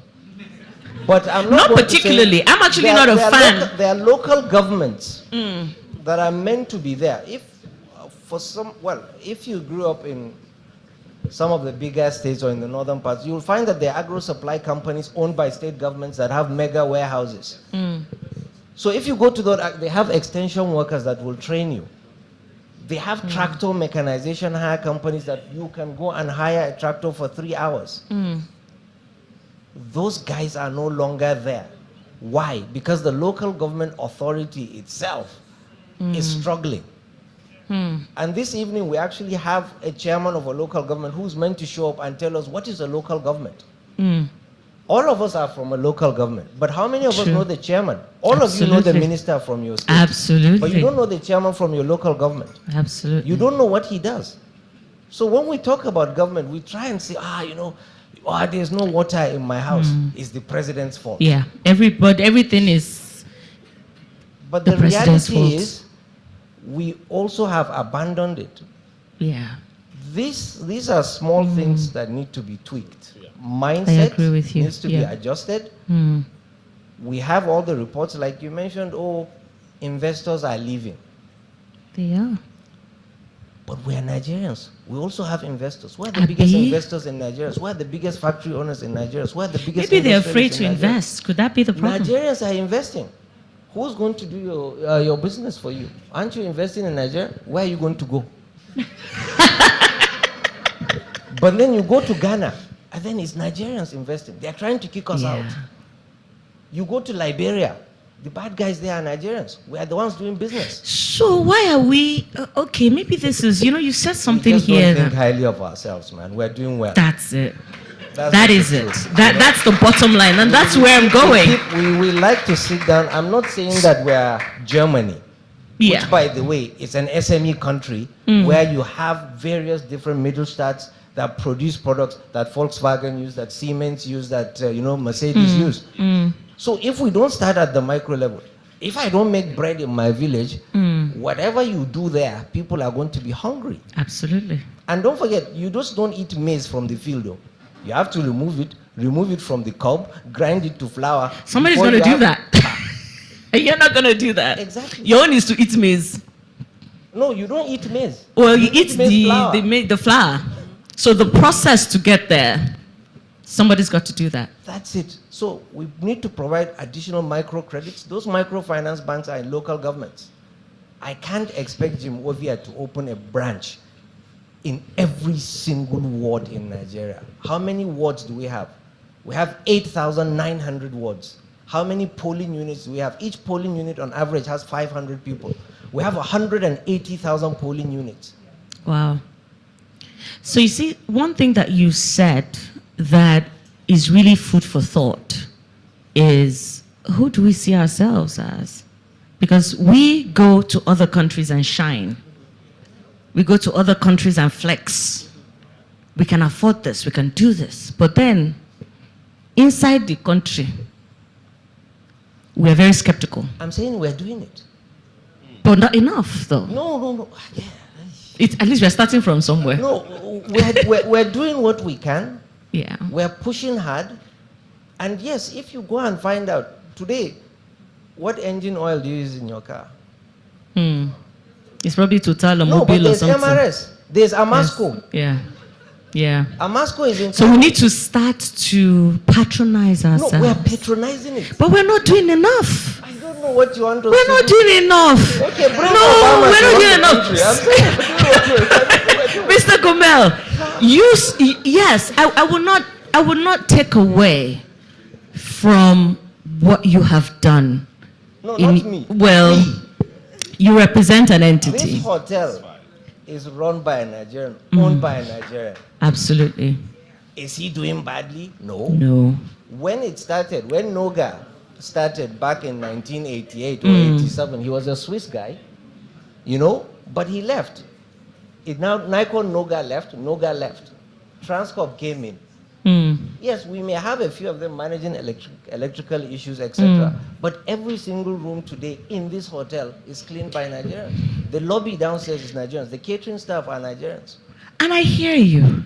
I hear you. I'm coming from an industry as well where they would tell you made in Nigeria cables is it, right? I hear you. But the thing is, it doesn't remove the fact that there is still a gap. A huge gap that we need to fill. And as much as is worked for this industry, is worked for this industry, is worked for that industry, we need to find a way to multiply it. Some kind of multiplier effect, right? You're nodding your head. What do you have to say to this? I hear and I understand the fact that we do need to start from the grassroots, because we tend to overlook like small people. I'm looking for the big, but we can't. And I hear you. How do we begin to not overlook the grassroots, the rural community? You need them now in your industry. You need the farmers. But for some reason, rice is expensive. Rice is so many thousand naira per bag. Meanwhile, 92,000 for 50 kg. Do you get what I mean? How do we begin to look at this issue and know that there are things that really we do need to tell ourselves the truth? I was saying to you yesterday that we have the Jewish community, for example. They would hardly do anything outside of their community. They find someone amongst them that does a certain thing, everybody congregates to that guy and supports that guy. Why do we fail to do that? And if we do not tell ourselves the truth, why we do that, we would continue to have this conversation, and that's not a curse. So what would you say? So I'd say, first of all, there's a place for process, and things will happen. We've been process now. Yes, yes. When do we stop process and do? There's a place for process, and I think that's what Mr. Farouk was saying as well. That there's some things that will happen over time, and that's organic growth. But where we are right now, we want to catalyze, we want to jumpstart, and we're going to have to run that growth. The two types of growth at the same time. There's organic growth for businesses like Bonita. We've been growing organically, and we get to a certain point where it does make sense for investment to come in and scale that, catalyze that growth. Maybe that's the process part that we look at. And then when we talk about the gaps, what are the gaps that we can fill as a local manufacturer? Maybe we need to start thinking more about local demand specific to our country. As I've said in the past, Bonita started because I was looking for high quality snacks that weren't available in Nigeria at the time. High quality that I could find in the aisles of Walmart, H-E-B. I couldn't find that. We had just poorly packaged plantain chips, popcorn, and I thought, well, this is something that I'm quite good in my hands. I can churn this out. Based on the feedback that I got from my colleagues, I quickly realized that there was value and there was potential for this. So we can look at other directions like the cables. Cables, we need them. We need to drive local demand. Now in Nigeria, as we've been unable to surmount power, we are now going into solar panels and renewables. Is there a space for locally produced solar panels? I believe that most of the inverters are coming from China. Are we looking at local demand? And I know that the thesis continues to be industrialized to export, but there's also industrialized for us, so reimagining what our local demand is and getting ahead of that is a way for us to look at. Yeah.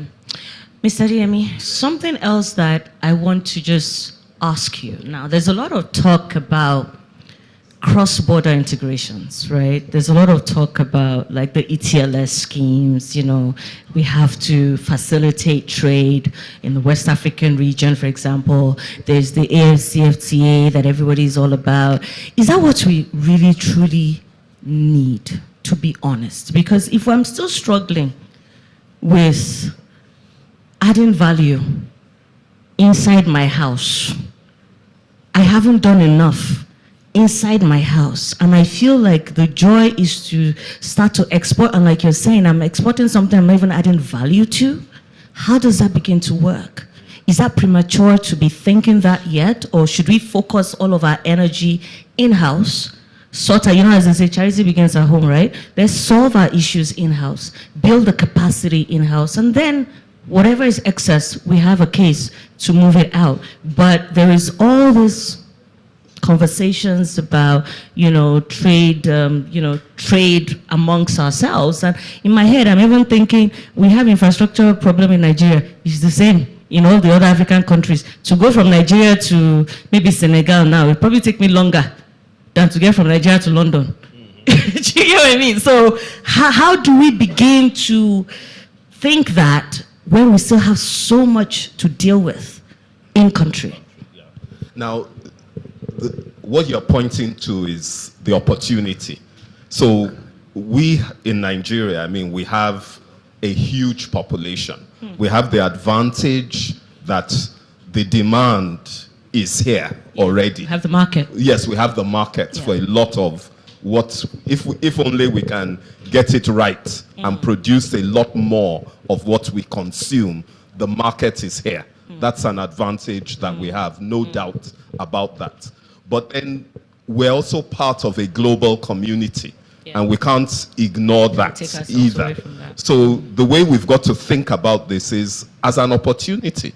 So when you talk about the Africa Continental Free Trade Agreement, the way to look at this is, wow, Nigeria, we have 200 million people. Africa, we have 1 billion plus people. Here's an opportunity to even scale bigger and do a lot more things than we can do presently. But if I'm not scaling the scale here, how am I going to be scaling the scale outside? But again, you'll see that it varies by industry and by company. True. So we just as you have... Well, case in point is for the industry, the manufacturing sector. Yes. So my point is that there are going to be players in the manufacturing sector who do have an opportunity to scale and go outside Nigeria and sell regionally as well. And in fact, they're doing that. Many companies are doing that because of the foreign exchange situation we have here. So they're doing it as a strategic imperative in order to try to earn foreign currency to improve their positions. So it is possible. Farouk mentioned mindset. I think it's critical as well as we think about this. We've got to say for ourselves in Nigeria, how can we plug into global value chains that exist? What can we produce here in Nigeria that can be used in a global production line? Case in point, electric vehicles. What do they need? They need batteries, which in turn need lithium. So we have lithium here in Nigeria. How can we produce batteries that a Tesla can buy from us and use? So my point is there are opportunities to plug into global value chains that exist. So as we think about manufacturing, yes, there are needs in the domestic market, but I'm also saying there are needs that we can satisfy even in the global value chains. So we may not yet be producing electric cars, but we can produce electric batteries that, that can fit into a global value chain. So we shouldn't just think in an insular fashion, is the point I want to make. We've got to think local, but also with to say how can we also plug into what's happening globally. I like what you said about lithium, because I was at some conference like this a few months ago, and the case study on Nasarawa was up. And in Nasarawa, there's obviously the lithium mines going on. And the fear was that we don't sell ourselves out. When you have the investments that come into the country, a lot of the time, the investments come with conditions. And some of the conditions end up selling out of lack of another word to use, the local value. Because you want someone that's, yes, I'm bringing in the money to cause this mining to happen, but then I'm taking and I'm leaving. How The question then was, how do we keep that value chain in-house? And that will then take me to Mr. Gumel. Earlier, we had a conversation about skills. How do we begin to harness the skill that is required to keep this value chain in-house? Because the conversation then would be, okay, yes, you have the resource, but maybe you don't have the skill to add value. So let's take it to this X country that has perfected that skill. How do we start to make it a priority to transfer skill? You do it. You say you have this academy and all of that, whatnot. How important is skills development? Because again, a lot of us are, when I say us now, I'm talking generically now, we are thinking we go to universities, you want to be a doctor, you want to be a lawyer, you want to, that's what the parents want, that what you want is the eye earning money and all of that, whatnot. But where does vocation, technical training, skills, how important is this for all of this industrialization conversation? That's the backbone of any and every economy in the world. And we need to invest more in that. We need to get pride back into skills. Professions today that are fundamental have just been downgraded or completely diminished. Being an electrician is something that, or a plumber, till you have a leaking pipe, then all of a sudden you start to scramble, especially, and it always happens on Saturday nights or Sunday mornings. And then you start looking for a plumber, and then you are now, talking nice to them. But then on Tuesday, when you see him on the road, he's just a plumber. He's that plumber. Yeah. So those professions need to be given value. Now, how do you give them value? The training institutions that produce those plumbers needs to also be valued. If you drive around, most polytechnics are striving to be converted to universities. Yes, yeah. In fact, that's the thing to be. Yeah, there is a bill today that is actually going through, I think, whether it has gone through the National Assembly and passed, but that bill is trying to make people with HNDs to be equal to people with degrees so that we can respect them. We need a law to respect someone that has a skill. Can you imagine? Absolutely. That is something that, we ourselves need to carry it on our own. Yeah. We don't need government and National Assembly to pass a bill that will say that somebody with a diploma is somebody that I should value. So if we want to recruit, what are you bringing to the table apart from your certificate? What can you do for me? Yeah. And a lot of the people, like for example, in our factories, when we train them, we find some of our guys that we train, whether it's in Kebbi or in Funtua, are managing plants in Calabar and Lagos. Because somebody has learned how to run a boiler, somebody knows how to manage, whether it's a conveyor belt or whatever, he's now an expert. And then he gets poached. And then he now moves. And then that now brings national integration into it. Because a country, when you say this whole issue about Jewish people, that is one race. We have 300 tribes in Nigeria. Yeah. So when you talk about how do we become one, we need a lowest common denominator. And that is money. Something needs to bring us together. Just because you tell me I should be... In almost every house you go to today, you'll find that, or any office you go to where there's somebody of significance, you find his tribesmen there. So when you go to an Igbo trader, he's surrounded by Igbos. If you go to a Hausa man's guy, his house, his driver, his house, his maker, his house. So we all look after ourselves. Do you have any Gala man in your house? No. Go and do an audit. Unlikely.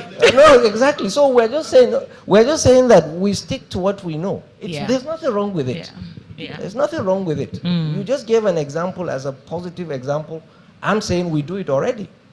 Now, sometimes you find interchanges depending on where that person is in your accessibility. I'm not going to go into that. Yeah, but I hear you. I also like the fact that, no, I'm not going to say it.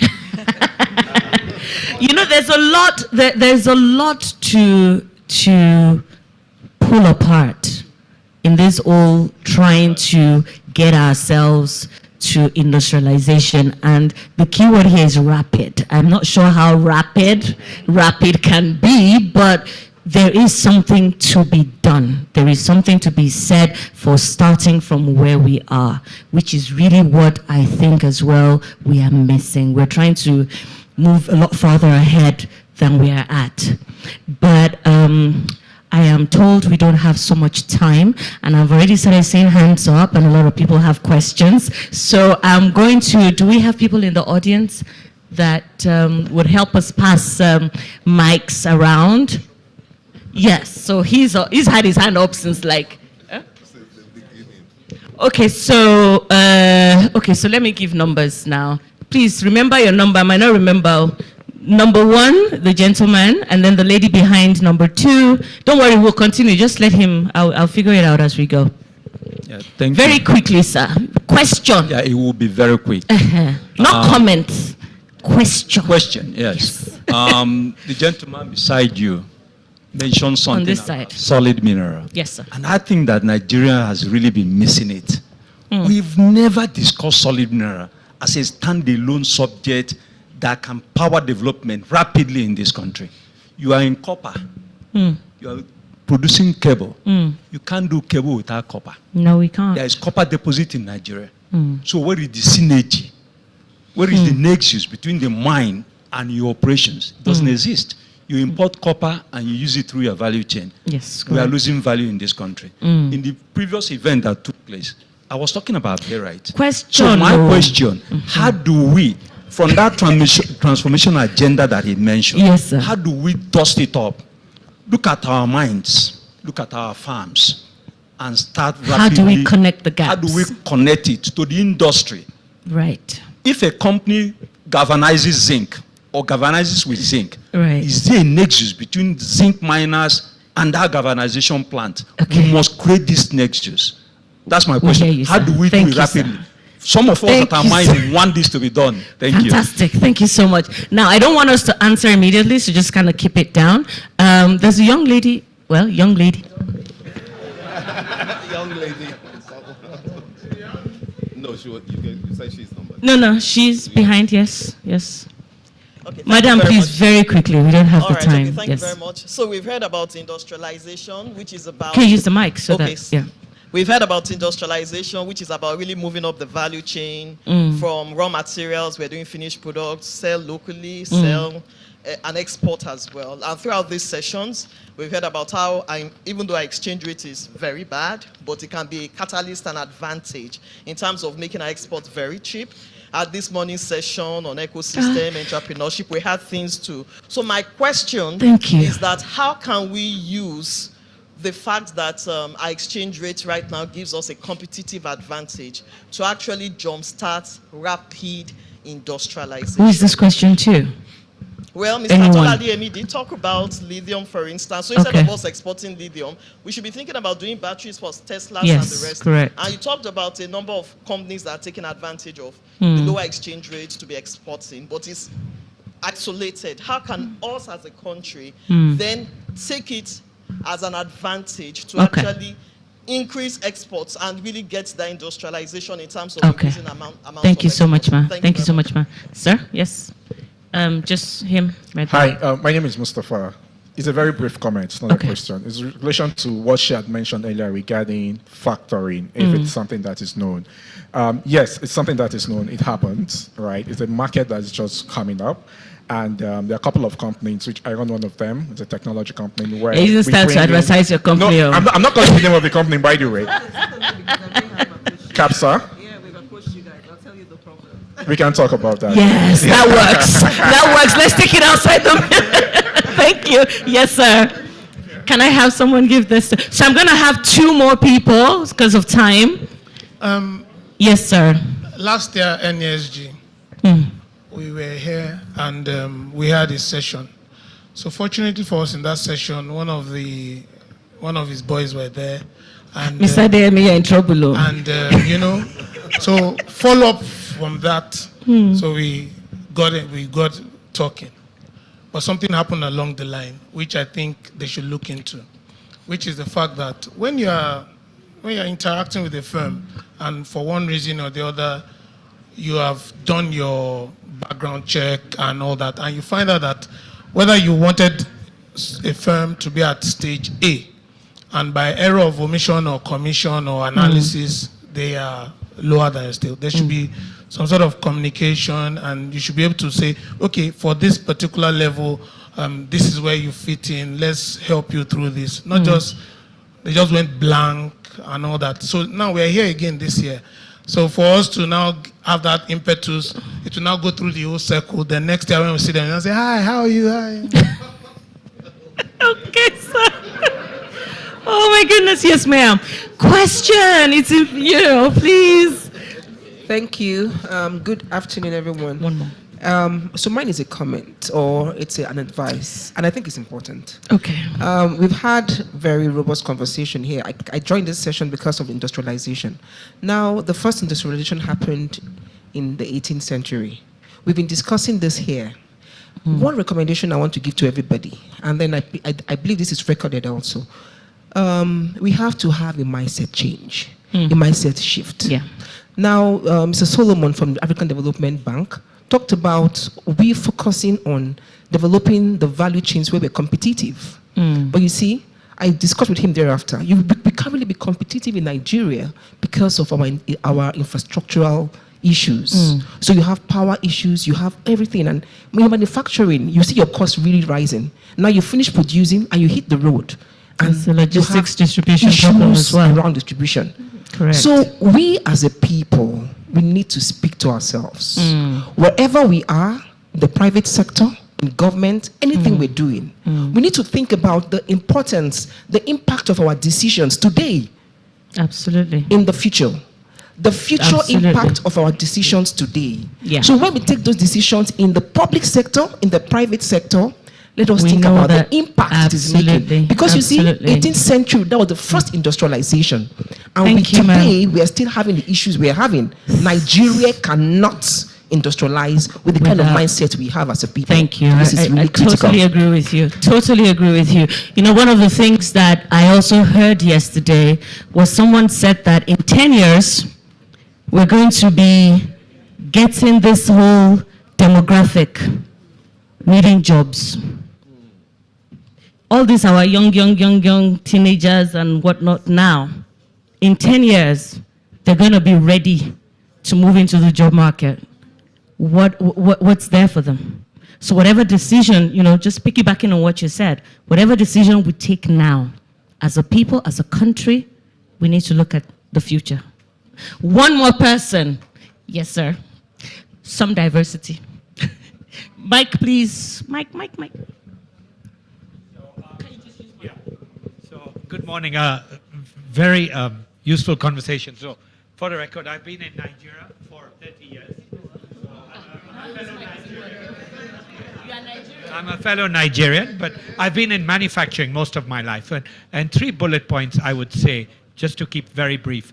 I think we have to go. So there's been a natural reason to get into manufacturing. Luckily, with the exchange rates and all, you've seen this massive growth in the last 2 years. But are we doing enough from a policy to encourage? We've seen how nations like India, China were very protectionist, and they built world-class manufacturing, and then they dropped their barriers. And I know there's WTO and there are all these things, but how do we encourage those winners? And sometimes the winners are not the obvious ones, And so I think that's one which I would say. The other thing on training, as Mr. Farouk was just saying, is I think it's, I like the German model of training. I think some of our training institutions are a little bit out of date, the ITF and all. It was set up when industrialization was at an early stage. There's so many more relevant. The German model is great. How you can get everyone to come in and get organizations to take on engineers and train them up, as opposed to make it compulsory. I think that's the other thing. Thank you. I'm sure everyone has something to say one way or the other, but unfortunately, everything that is good would always have to sort of kind of come to an end. Now, Mr. Adeyemi, you have some of these questions. I think a lot of them kind of sort of speak to the same thing. So if you can very quickly give some semblance of a response to that, and then we can start to close down. Okay. All right. So the question around solid minerals, couldn't agree with you more. When the data shows that Nigeria has, I think it's over 40 solid minerals that are available in commercial quantity. Your question was, how do we harness this? How do we increase the value? How do we link it to industry? Absolutely. And I think this is the coordination question that we spoke about, which is about making sure that we have policies and linkages between the raw materials and the industry. So there's a lot of work I know going on already in terms of solid minerals development. And, you know, for me, as I think about it, it's about expediting this and then making sure that solid minerals, trade and investment, you know, are speaking to each other. And that's what I think creates that linkage. On the exchange rates, clearly, I mean, we've seen some countries that have deliberately devalued their currency as a means of boosting export potential. We, for, you know, where we are, our currency has devalued significantly. So I take the question as saying, how do we take advantage of that? The fact that we're now, we should be a low-cost country comparatively. How do we take advantage of that to export? We're seeing inquiries in this area. So I know definitely in services, we're seeing companies that are now looking at Nigeria as a possible low-cost, somewhere to site their service centers, because they say, you know, comparatively, your cost per labor for labor is cheaper here than elsewhere. So there are opportunities, and I think it's about thinking through what we do. So maybe you can also just kind of wrap up your comments and have your closing statements while I go around. So for me, in closing, this, as I said, I would like to see a sense of urgency in addressing the things that need to be addressed to get us onto the path for rapid industrialization. There are factors in the business environment that need to be urgently addressed. So there's monetary and fiscal policy that needs to happen to bring down some of the current barriers. For me, it's about, this is important. There must be a sense of urgency, because if we get this done right, the benefits will be enormous. Thank you so much, sir. Winifred? So industrialization is, we've seen it's important. It's going to be the way we get out of the mess that we are in. Look, if you look at it from first principles, I'd say that that plan that was referenced, we need to go back to it, dust it up where it's not immediately obvious, and, you know, delineate responsibilities. This is what the private sector needs to do. Let's have that consciousness, and this is what the government needs to do. And on our part, we keep on innovating, but there's only so much you can innovate when the background framework is not there. So whilst we continue to, in the short to medium term, look at ways we can surmount those hurdles, private sector-led initiatives, collaboration opportunities between the bigger players and the smaller players will need to be reviewed. Government can incentivize them, as Mr. Farouk said, look for tax credits, tax waivers, incentives that will help those bigger players to plug us the smaller players into their value chains. That will drive the growth for these smaller companies, and, you know, over time the ecosystem will grow faster. Okay, thank you. And Mr. Gamal, your final closing remarks. I just want to remind us that we are not bad people. We are not. And we're trying our best. Really. We're hardworking people. And we always go out there looking for what is best for ourselves. And in many instances, that is misunderstood. Mostly by us. We are the biggest critics of what we've been able to achieve. Absolutely. Yes, there's this utopian vision that we want to aspire to, and it's always good to aspire to something that is greater. But like what my brother here said, China and India were able to do, even the United States were able to do it by looking after themselves first. And so before you export, make sure you have enough. inside. Because the Naira devaluation last year became a national security issue for us as a nation because our maize left, our millet left, our sorghum left, our soya beans left. We are not talking about lithium. We are talking about food. Yeah. Because we are the biggest food exporter in the sub-region. Nigeria maize is in Bangui, Central African Republic, and is in Mauritania. Oh, wow. So when you go to Kano, you see the number plates, or you go to Sokoto, the types of vehicles that come into our country to mop up is unbelievable. We are a net exporter. Free trade it exists. We have free trade in this continent is not fair. This Africa Free Trade Area is just a patch of land, but we already do it ourselves. Right. So what we need to understand is, let's be real. Let's be realistic. Who are we? What do we have? And what do we do with it? But I just want to conclude by saying this is a great country, full of great, hardworking people. Yes, we have our Very little true. flaws here and there, but we're always trying to leapfrog our reality. Yes. And we cannot do that. Need to stop Let's doing take that. it easy. Let's chill. Let's look at the mirror and do what we need to do to move to the next step, hand over the baton, and pray they do better than us. Thank you. Fantastic. I couldn't say it any better. So thank you, everyone, for listening. I apologize once again for the late start and pushing into your afternoon. What we have heard today is food for thought. And for me is, let us know who we are. Let us work to believe in ourselves and to trust, to begin to trust ourselves and trust the process. And we will get there. By the time, like he said, we're trying to jump hurdles that are not even there, we are missing the point. And, you know, for all the plans and all the process, we need to start to look at them and see the ones that we need to scrap, the ones that we need to implement now. Because like I said, in 10 years, there are going to be a lot of people that need jobs. And it can only be from the industry. And on that note, thank you very much, and have a very good afternoon.